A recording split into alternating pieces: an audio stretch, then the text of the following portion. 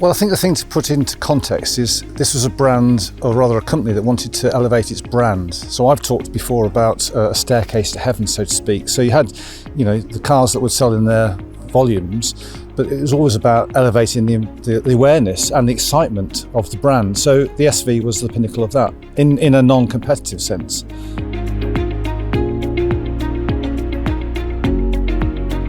I think at that time, too often a supercar brand would need an outlet, and the fact that we had one already and it was a mainstream outlet, we didn't really necessarily consider the different profile of the customers, but the awareness it gave us was the most important thing. And as again, this was a supercar from a brand that needed or was going to benefit from that awareness.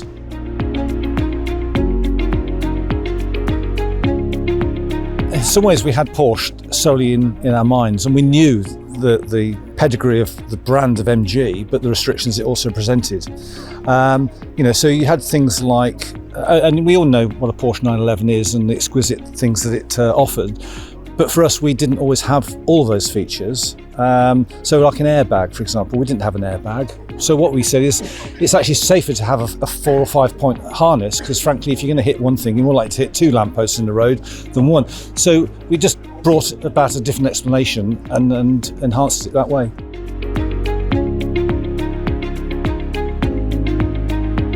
As always, with a company of the same name, so a company called MG Rover with the products of MG and Rover, anything you had as a business problem affected the brands. So the learning, like a company like JLR, for example, actually to distance yourself from the brand is a better thing, because anything that happens financially or controversially, you don't really want to affect the brands. So to answer your question, the challenges we face were enormous because we were going to a new market, but they were, at the time, very exciting as well.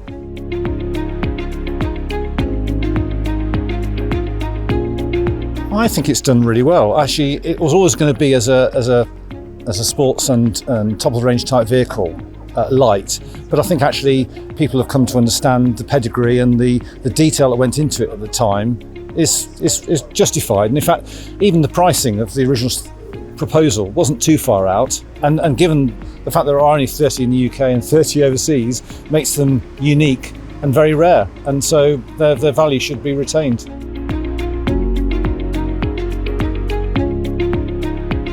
I think the arrival of the Cyberster is a very interesting and exciting time in the context of electric propulsion. So I think I salute what they're doing today. Actually, you always look at your own experience and the time you're there, but you can also sympathise with those that are doing the job now. And actually, I'm now happier as a sports car in the range.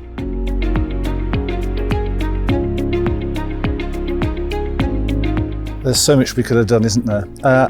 When I look back and see all that we achieved in relatively short space of time, it still impresses me, and I'm not just saying that to be biased. We had cars, we had motorsport programs, we had Le Mans, we had sports cars.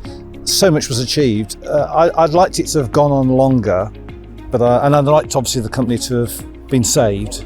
There was so much talent there. It was a shame it had to be forced into the ground, so to speak. Looking back, the highlight was definitely at that period. It was hard work, and going to work not knowing you got a job tomorrow was daunting, but easily it was the most exciting and most rewarding time.